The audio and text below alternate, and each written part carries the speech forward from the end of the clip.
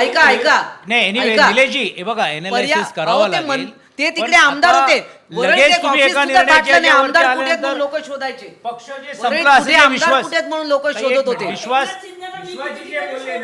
अहो मी तुम्हाला मंत्रालयात अनेकदा बघितलं तुम्ही त्यांच्यावर बोलत होता. भाजपचे दोन खासदार होते. तुमची निवेदनं नाही सुद्धा आहेत भाजपचे विद्यार्थी. 2 खासदार होते तरी आज भाजप इकडे आलाय ना दिसतोय ना तर लगेचच विश्वासजीने हे जे बोलणं की मला पक्ष सांगा संपला एकनाथ हे चुकीचं शिंदेकडे आहे. परत आम्ही जिद्दीने जाऊ विद्याताई लोकांसमोर. अनेक वेळा आल्या कुठे कमतरता असेल आणि ते त्यांनी बघू. तुम्हाला चांगलं काय हिअरिंग उणीव दिलं असेल ते बाजूला ठेवू. मीटिंग दिली नसेल ताकदीने परत लढून तुम्हाला परत वेळ एकदा दिला तुम्हाला लोकांच्या हिअरिंग समोर दिलं उभे राहावं. तुमची कामं ते करतील परत या तुम्ही भेटा ना.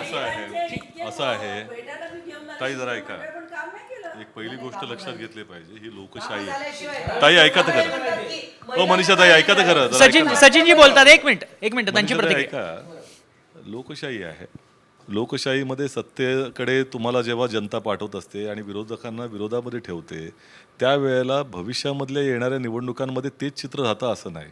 त्यामुळे आज तुम्हाला ती संधी देण्याचा जो काही जनतेचा निर्णय आहे त्याचा तुम्ही सन्मान ठेवताना विरोधी पक्षाला देखील त्या ठिकाणी जर सन्मान नाही ठेवला तर भविष्यामध्ये आम्ही तिथे असू शकणार आहोत लक्षात घ्या.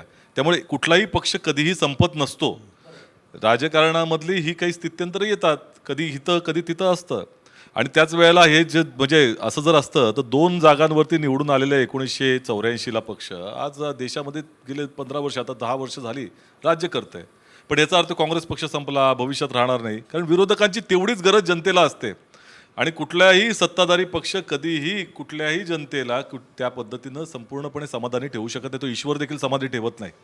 त्यामुळे मला असं वाटतं की हे इतक्या पद्धतीनं जाणं योग्य नाही. हा निश्चितपणे आम्हाला हा जो निर्णय दिला आलेला आहे तो दुःखदायी आहे वेदनादायी आहे थोडासा आम्हाला पचण्यासाठी देखील कठीण आहे.